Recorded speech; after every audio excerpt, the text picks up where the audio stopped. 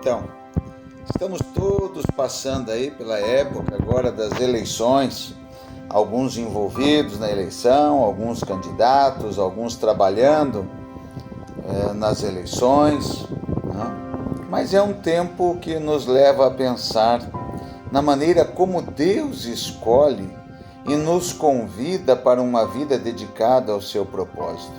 Comparando com o processo de eleições humanas, né, onde as pessoas são escolhidas para posições de liderança. A eleição de Deus é soberana e graciosa. No livro da carta aos Efésios, Paulo escrevendo aos Efésios, no capítulo 1, 4 e 5, a Bíblia vem nos ensinar que fomos escolhidos por Deus antes da fundação do mundo, sim, e predestinados para sermos filhos adotivos por meio de Jesus Cristo. Essa eleição não se baseia em méritos humanos, mas na graça e no amor de Deus.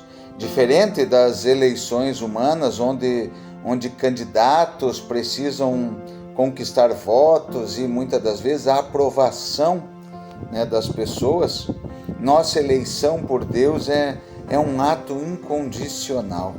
Isso nos lembra que somos amados e chamados por Ele, não por causa das nossas obras, porque somos bonzinhos ou porque trabalhamos muito, não, mas por causa da bondade de Deus. E isso nos chama uma responsabilidade, né? A responsabilidade dos eleitos. Nós vamos ver lá na carta de 1 Pedro, né? 1 Pedro capítulo 2, verso 9, nós somos chamados geração eleita, sacerdócio real, nação santa, povo exclusivo de Deus, para anunciar as grandezas daquele que nos chamou das trevas para a sua maravilhosa luz. Essa eleição não é apenas um privilégio, não, mas é uma responsabilidade.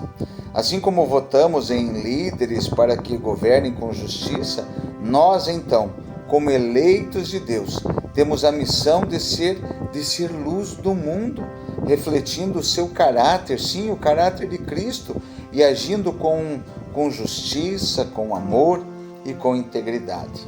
E para que nós fomos eleitos? Nós fomos eleitos para servir. Lá no livro de São Marcos, capítulo 10, do verso 42 ao 45, Jesus vem nos lembrar que no reino de Deus a liderança é exercida por meio do serviço. Ele nos ensina que ao invés de buscarmos poder, nós somos chamados a servir uns aos outros. A eleição de Deus nos leva a seguir o exemplo de Cristo, que veio não para ser servido, mas para servir. Em tempos de eleição, isso nos desafia a escolher líderes que tenham a postura de serviço ao próximo e, ao mesmo tempo, a nós mesmos, vivermos como servos uns dos outros, refletindo o coração de Cristo, refletindo a mente de Cristo, refletindo as atitudes de Cristo, né? A esperança dos eleitos, lá em Romanos 8,33, nos assegura que ninguém pode acusar aos eleitos de Deus, porque é Ele, o próprio Deus, quem nos justifica. Essa certeza nos dá a paz em tempos de incerteza e agitação política. Enquanto as eleições terrenas são temporárias e sujeitas à corrupção, a falhas humanas, nossa eleição em Cristo é eterna e baseada na fidelidade de Deus. Vamos concluir que, ao refletir sobre o fato de sermos eleitos de Deus, nós somos lembrados de nosso chamado para viver de acordo com os valores do reino, com humildade, serviço e justiça.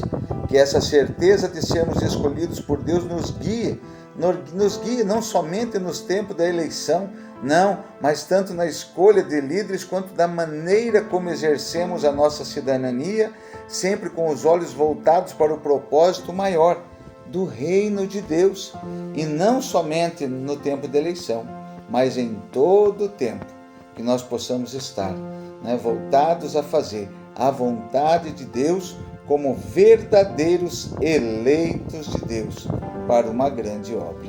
Fique feliz, né? Se o seu candidato hoje não foi eleito, mas eu digo para você, você já foi eleito por Deus.